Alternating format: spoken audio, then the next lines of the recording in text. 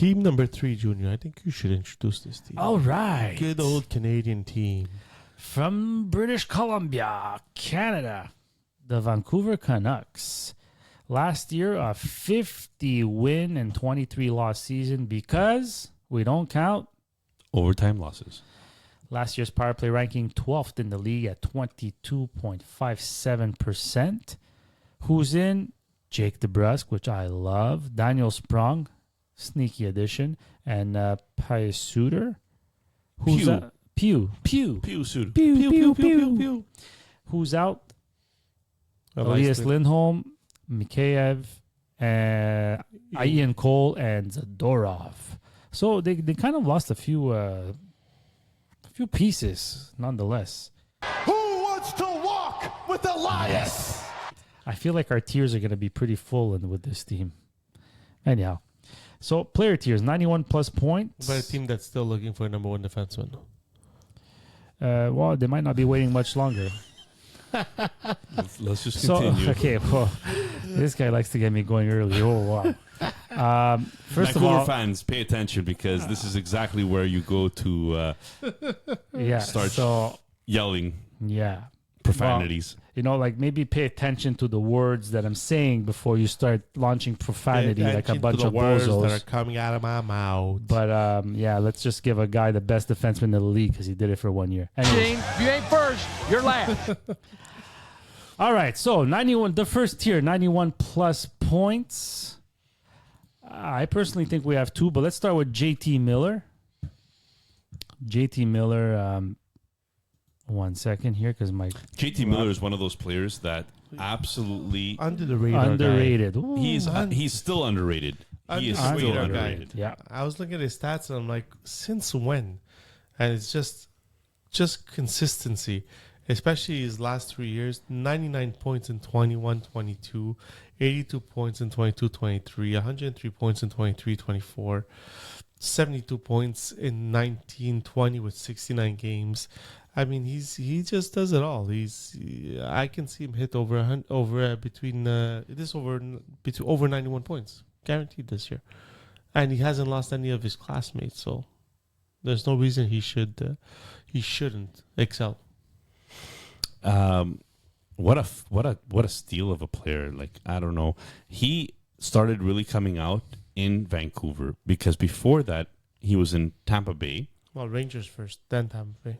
Yeah. Before Vancouver, it was Tampa Bay, and before that, it was the Rangers. And he never hit 60 points with any of those teams. And all of a sudden, he goes to Vancouver 2019, 2020, and he just starts putting up points. Opportunity, my friend. He got his opportunity, and he took it. Well, in New York, he had minutes in New York. He had top 6 minutes in New York, and he never really did it. But what's amazing is that he just keeps going. Like, he gets better with age. He's like fine wine. I traded him last year thinking I was selling him at a high, and he ended up putting 103 points. Yeah. Oh, guys, I got Huberto for that trade. Ouch. So, look, he had a little bit of a 19% shooting percentage this year. A little high. Oh, no. Yeah. Oh, no. Oh, no. But this is a player that if you're in a hits league, he puts up 200 hits plus.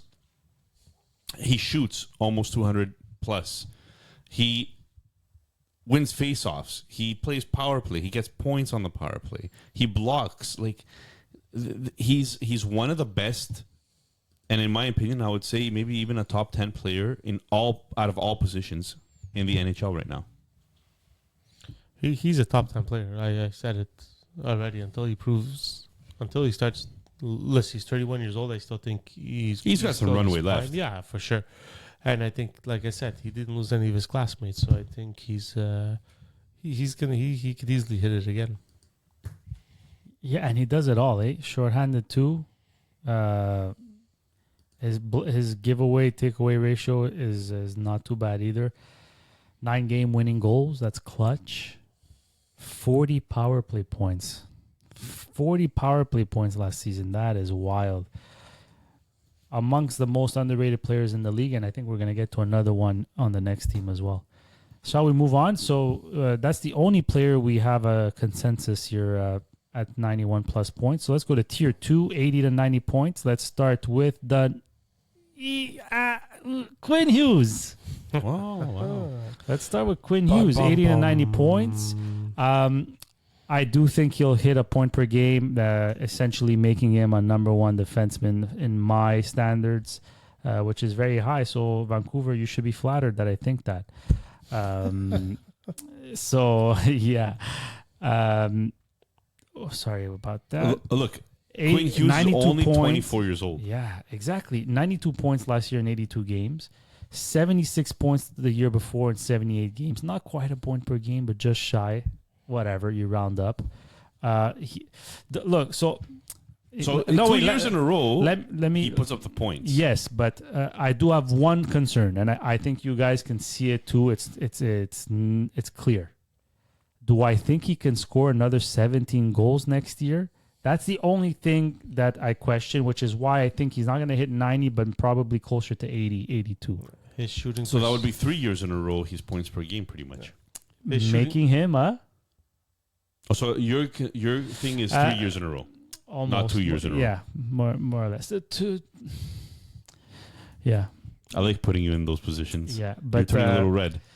Yeah, because yes. Anyways, yes. Let's just say yes. Okay. But last year, his shooting percentage last year went rocketed to 8.5. The year before it was 4.5, 5.3. So I agree with you. I don't think we see those 17 goals again this year. He hasn't even entered his prime. But he never hit 10. So he went from like 7, 8 to 17. Yeah. That's the only thing. Look, eventually, is that who he's going to be? Maybe. I remember Vancouver had a very hot beginning of the first half of the season. Then second half kind of started falling. I just want to say one thing. From his second season, which was actually his first full season, so for pretty much forever, he's been over 22 minutes a game. Yeah, but you have to. That's legit. That's why, like a player like him, you have to. It wouldn't have to be 3 years. But Nick, they have no other option. And with his talent and his youth, this is when you play your players, your good players, that much time. Like he doesn't hurt you on the ice. I think he puts up the number one defenseman minutes. Yeah. He definitely puts up the number one defenseman points. Look, we live in a different era as well, right? Where one-dimensional, and I don't mean, when I say one-dimensional, I don't mean he's not good defensively. I just mean his primary objective is to produce points. Whereas up to maybe even 5-6 years ago, those guys weren't considered necessarily go-to guys on a team. Now they've become a standard, something that teams want to build around, as opposed to a complementary piece. And it goes back to your point last week. You were saying the Hedman points. I went back to check the stats. There was barely any point per game players during his prime. No. And he was a 60-point guy at the time. It was a 50-point different game, right? That's right. It's evolved tremendously. And even, like, we can, listen, Philip Hornick, I love him and all. I had him in a few pools. Some years with Detroit, he made me win the pools because of the points, but he's not worth $7 million or whatever contract they give him. They give him that contract because him and Quinn Hughes made such a very good pairing that they needed to protect Quinn Hughes. Well, yeah, I think one of our listeners said it too. When that pairing came together, all of a sudden the numbers started taking off. Exactly. So that's a very good pairing, and if you find something like that, $7 million is not a lot of money. No. But it's not for defensemen nowadays that you're going to be playing in your top four. Did you think top pair especially? Montour, was it too much money? $7 million with a cap going up. Because maybe he puts not up the so same much points. He put up 48 points last year. Yeah, at $7 million, it's. But that's why I was saying that. I think Montour is close to a top pairing guy, right? But there's a trend with Roenick, and this is what got him paid. In the first half of the season, he had 36 points. Second half, he had 12. Okay. The season before, 30 points in the first half, 9 in the second half. So you're saying he's like a Mr. October type thing? Brian He's like- Savage, Remember- baby. Bring back Brian Savage. Yeah. Brian Savage. I mean, and luckily Vancouver didn't suffer too much, but they did drop in the standings a little bit. They But were like This is my lose their worry lead. with all the players on this team. My worry is what happened last year, which was they flew out of the gate and no one could have touched them out of the gate. But then teams started to adapt. People started understanding what they were doing, and they suffered and they suffered. And we saw it in the playoffs. It caught up to them. They were trying to throw out the same routine that they were doing, and teams were catching up to them. So is that on the players or is that on the coaching? So that's the balance they have to find.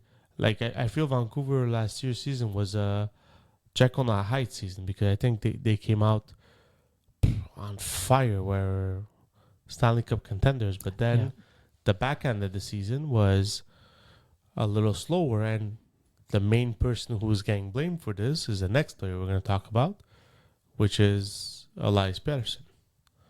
who we have ranked in the second tier, Mm-hmm.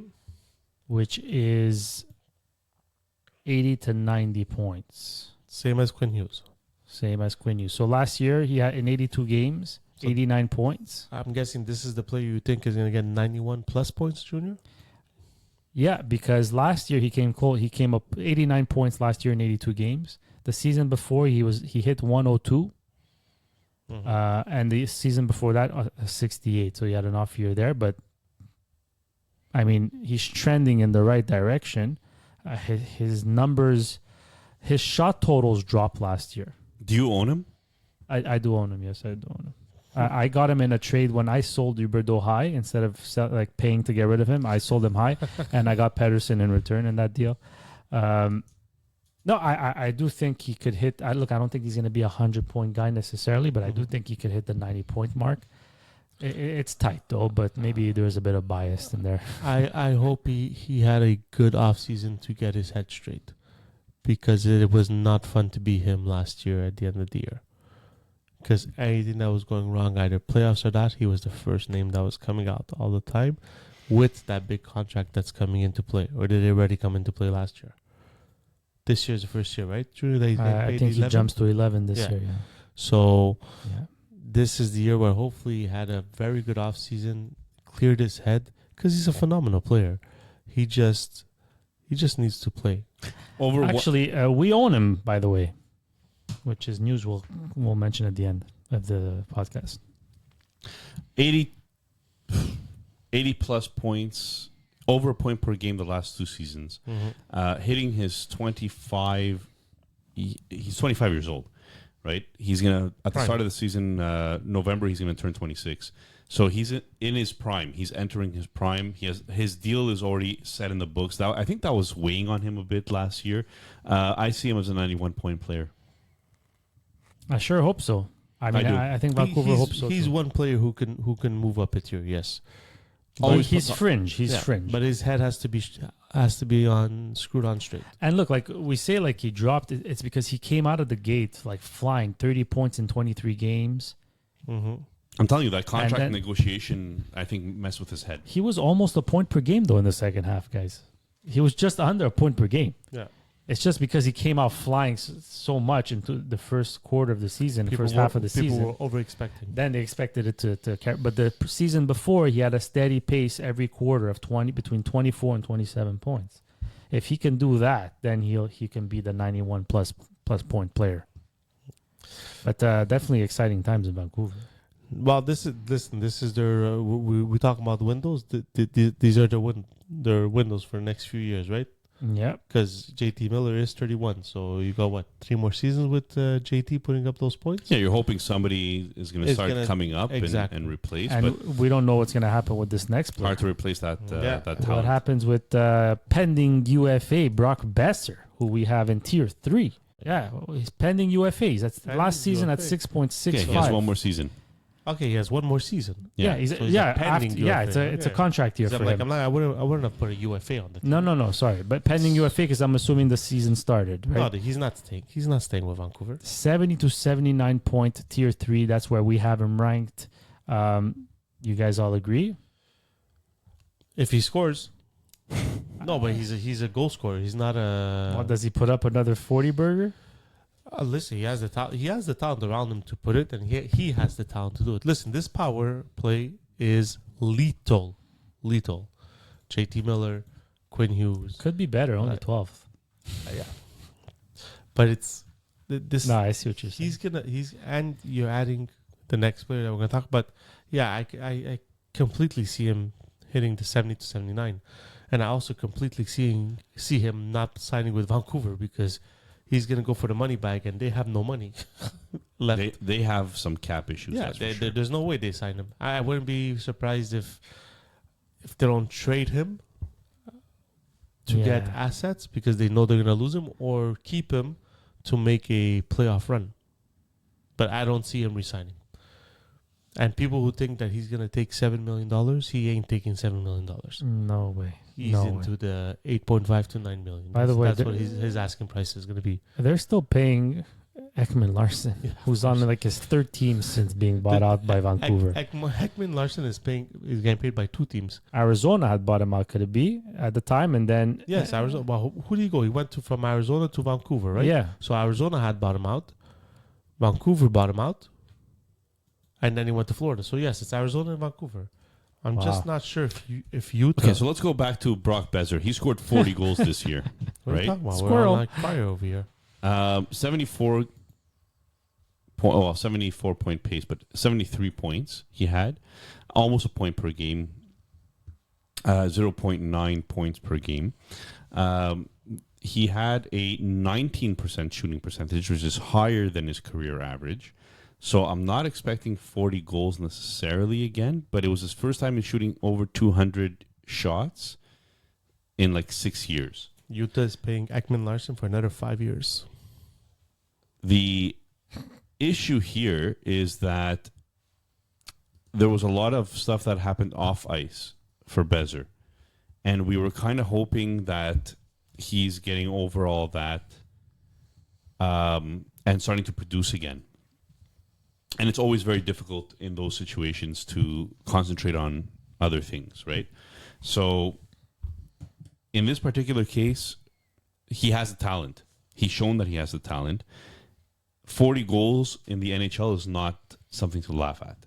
So to me, I'm not necessarily expecting an uptick, but if he could repeat what he did this year, I think it's very fantasy relevant, very important. It's just too bad that they were paying him all this money for so long and he only did it this year. Yeah, look, I see him more as a 60 to 69 point guy. But on a contract year, on that power play, on this team, He will not be replaced on that power play, by the way. Give me the puck. Yeah, I see him hitting 70 if he stays healthy and his mind is right, and his, I expect Contract year, like you said, right? This is a big bet. and this is where he goal can show. scorers just have a knack of having career years on contract years, right? Yeah. So maybe it's his first full off season since his dad was sick, and then what happened, he passed away, right? And then maybe this is his first full off season without that in the back of his conscience. So we'll see how that plays out for him. I'm excited to see where this goes actually. But we have him so far ranked from 70 to 79 points. I think that's partially because of the contract year. Let's move on to our player in Tier 4. 60 to 69 points. Newly acquired. Newly signed as a UFA. Jake DeBrusk. Heading west after spending his career up to date in Massachusetts with the Boston Bruins. I think this is a phenomenal move for Jake to recharge his career. Which he asked for a trade twice during Yeah. his stay with Boston. Yeah. So I don't know if that has anything to do So- with his point production, but And he wasn't playing with any slouches with Boston, right? He was still playing with their top players at Boston. Top 6. So I think he has to put some of that on him, and he has to improve and make sure he blends quickly with some of these players. Well, I mean, he's only hit 60 points once in his career. Mm-hmm. But I do see him in Vancouver hitting that 60 points again. like he wanted to go closer to home. He's there. He's born in Edmonton, Alberta. He's not far. Being in British Columbia.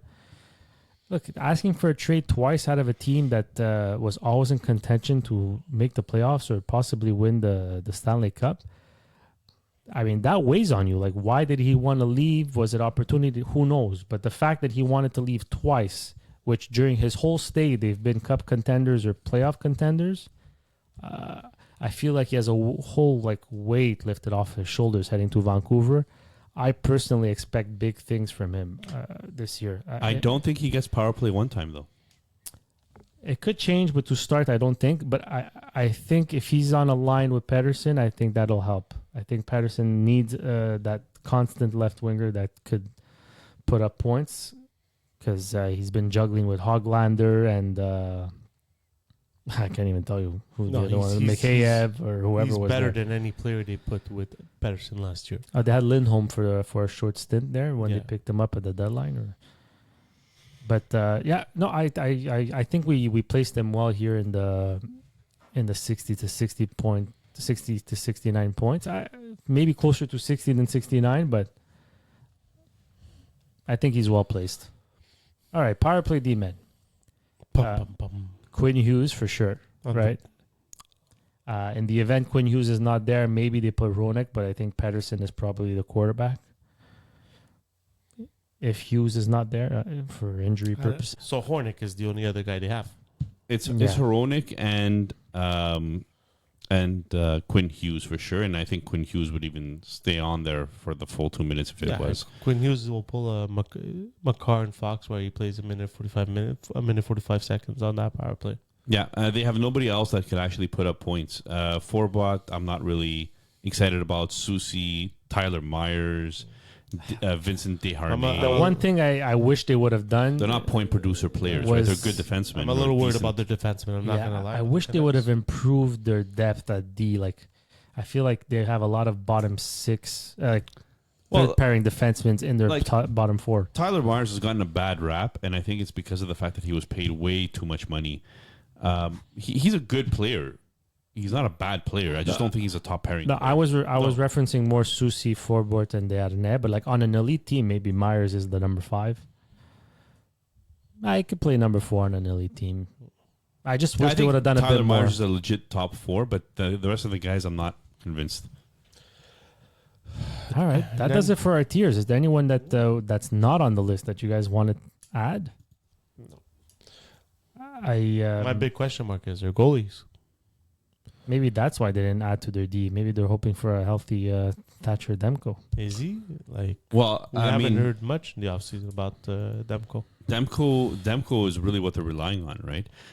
But Demko had a 917 goals against average, 245 goals. Sorry, 917 save percentage, 245 goals against average, 12th on the goals saved above expected list. He's their workhorse number 1 if he's healthy. And then last year's surprise playoff performer, Arturs Silovs, Latvian goalie. Save percentage 881, goals against average 2.47. Only played 4 games last year, so he doesn't count for the goal saves against above expected because we only ranked people that had 20 games or more. Silovs is he interesting as a fantasy deep dive? Yeah, Put him in your minors and hope. 100%. He's still, I think, 22 years old. He's a huge prospect. But if Demko can go 65 games this year, Demko is the workhorse. like, I understand. Yeah, but do you want him to go 65? Like I'm thinking maybe he's relevant now because they'll be able to give Thatcher Demko less of a workload because of how he looked in the playoffs. I don't know. This is the biggest question Well, mark. it's either Silovs or Yeah. right. So how much do you rely on Silovs? Because even Silovs, Hopefully- you have no like. Okay, he did well in the playoffs, but How playoffs, often? there's adrenaline. There's like Yeah. the game is completely different in the playoffs. Now in the season where teams can have video on you, can scout you and all that, it gets a little bit more difficult to play in the NHL as a goalie, an everyday goalie. So I agree with Nick. If Demko can play a minimum of 60 games, it's they won't have the same points as they had last year. Mm. Because to me, Demko was was if not the Vezina Trophy winner if you play 82 games, right behind Hellebuck. For sure. I just I don't know, with his injury, with his injuries and stuff. For Vancouver's sake, Silvos has to play 25 games. Can he repeat 5 shutouts? I mean, it's tough. It's a big question mark in Vancouver. This is what's going to make it that they finish first in their division or they're a playoff team. Oh, let's see. But for sure, he's fantasy relevant, probably amongst the top 5 goalies to go in fantasy drafts. Top 10 for sure. Who? Top 5. Thatcher Demko. Yeah, Demko. I thought you're talking about. Well, I mean, Hellebuck, Silvas, yeah. Hellebuck, Saros, Yeah. Shesterkin. And Demko. Those are going to be your workhorses. I think you I could think- take Demko over Ottinger, maybe. Ottinger Tit had a for bad tat. year the last year, Yeah, but but- Sorokin. With Roy, he likes to. Shesterkin. He's You in said that Shesterkin. pack. He's in No, that. he's better than Shesterkin's better than. No, but than he's in Demko. that tier right below there. Vasilevsky. That's it. He had an off here, but I think Thatcher Demko Well, could compete he there. had no offseason, Vasilevsky. That's what I'm saying. right? But these are all these. But he's in that tier, I think. in the workhorse tiers where they're gonna get 60 and games and over. That's why I say top 5, borderline top 5. Yeah. A guaranteed top 10 goalie. Wow, he's already 28 years old. Yeah. He's, Goalies start late, eh? Wow. All right. So let's move on to their prospects. Who there's some nice names out there. We spoke of Artur Silovs as the backup goalie. We have Atu Ratti, Elias Pettersson, the what defenseman, apparently nobody likes. Tom Willander, and Jonathan Lekkerimäki, who's my personal favorite. Yeah, he's gonna be the interesting prospect. Where do you Goal guys stand scorer. here? Yeah, Point producer. Lekkerimäki. Lekkerimäki is the best prospect, I think, in Yes. their system. He's the best defenseman. And they're hoping Forward. Sorry, they're hoping that Tom Willander becomes that number 2 guy behind Quinn Hughes as an offensive defenseman. And where do you guys stand? Are we officially marking an X on Podkolzin? I just wonder don't what think the he's gonna be Canucks fans fantasy- think, but I don't know if Podkolzin will ever be fantasy relevant. it's a shame. Even Hoglander. Is he really fantasy relevant, Hoglander? Hoglander is one of the best 5-on-5 players in the league. Fantasy relevant, you're right. I'm talking Doesn't produce enough. Talking about fantasy. Yeah, no. Points, I don't think so. I mean, he spent most of his time, I think, with Pettersson last year. Even Adorati, I don't know if he'll ever be fantasy relevant. To me, Adorati is going to be a middle 6 player, so he's going to be one of those borderline guys. But I kind of see him like a DeBrusque. He's going to maybe hit at his peak 60 points. I don't see that 70, 80, 90 point player that a lot of fans might be expecting. I think that's unfair. No. I think that their big player is... Like Aramaki there. yeah. Like He's- Aramaki, I see him 70 plus. Him points. and Wallander are the 2 top prospects that they're hoping can get into this team sooner than later to help them to that push to get into that Stanley Cup talk. Final thoughts? Well, Dom's model had him in 17th, middle of the pack, pretty much. DeBrusque is going to be a good fit. They lost Elias Lindholm. I think that kind of hurts. They were hoping to re-sign him. Losing Mikheyev, Cole, and Zadorov. It's maybe...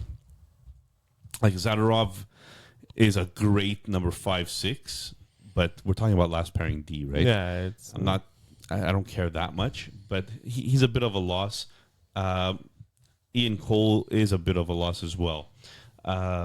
They grabbed DeBrusque. They brought in DeBrusque. That's going to be a big help. We already said we'd like to fit there. And I think that's what really propels them to a middle of the floor. Daniel Sprong, don't care that much. Pia Suter, I liked him. I was hoping he was going to become more, but don't care that much. Danton Heinen might be a sneaky one. Yeah. Might be a good good player to have.